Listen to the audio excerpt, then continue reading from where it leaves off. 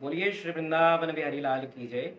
आज नवरात्रि का तृतीय दिवस आ गया। प्रथम दिवस पे हमने माँ शैलपुत्री, द्वितीय दिवस पर हमने माँ ब्रह्मचारिणी और तृतीय दिवस पर माँ के रुद्र स्वरूप की हम पूजन करेंगे, जिनका नाम है चंद्रघंटा।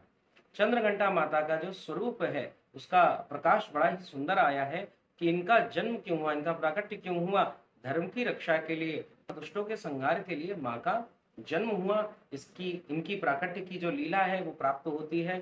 महिषासुर नामक बड़ा असुर था, उसको ये न किन प्रकार किसी भी देवता ने, सबने प्रयास करा पर मार नहीं पाए। तो अंतोगत्वा ब्रह्मा विष्णु महेश इंद्र आदि देवताओं ने अपनी शक्तियों को मिलाया और माँ का यह स्वरूप प्रकट हुआ और आगे जाकर इसका वध हुआ।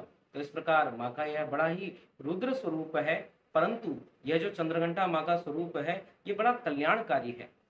ये निर्भयता का प्रतीक है। जो साधक माँ चंद्रघंटा की वंदना करता है, उनकी आराधना करता है, उनका विधिवत पूजन करता है, उसके अंदर वीरता की भावना जागती है, उसके अंदर साहस बढ़ता है, उसके अंदर एक कॉन्फिडेंस की जो कमी बताते हैं वो दूर हो जाती है, उसके अंदर एक विशेष प्रकार की ऊर्जा आ जाती है।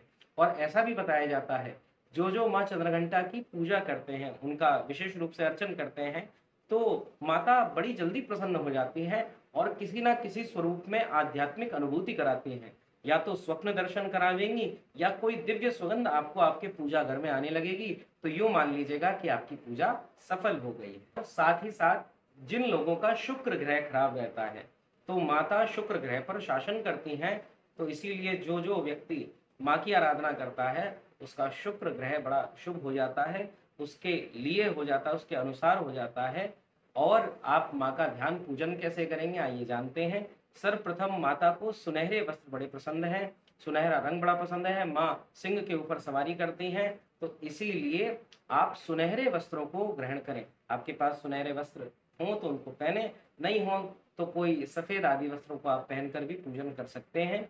इसके उपरांत माँ का ध्यान करें। दे वांछित लाभाय चंद्रार्ध कृत शेखराम सिंगारूणा चंद्रघंटा यशस्विनी।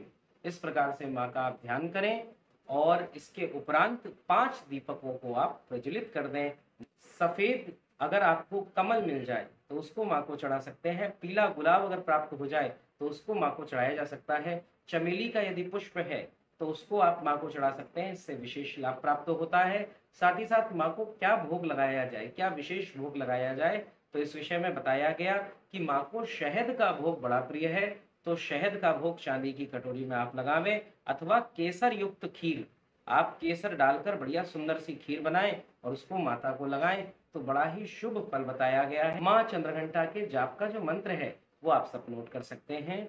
ओम देवी चंद्रघंटायै नमः, इसका आप जाप करें। पुनः आपको बता रहा हूँ, जाप में सावधानी रखें, पवित्रीकरण होना चाहिए, आप शुद्ध होने चाहिए, आसन की शुद्धि हो, आसन लेके बैठे, आचमनी लेके बैठे।